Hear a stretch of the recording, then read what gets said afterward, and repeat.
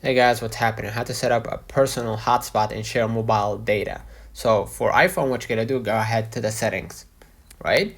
Make sure to go to the cellular and then make sure to turn on the cellular data in order to see the personal hotspot, right?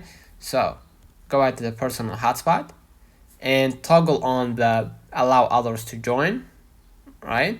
And we're gonna turn on obviously the Bluetooth, right? So I'm gonna allow others to join, right? And connect other devices via Wi-Fi, Bluetooth, or even USB, right? So if hotspot isn't working, check if mobile data is enabled and ensure your carrier allows tethering. Let me know in the comments if this video helped you. Do not forget to like and subscribe, turn on the notification bell to receive every video we upload. Thank you for watching. We will definitely see you in the next one.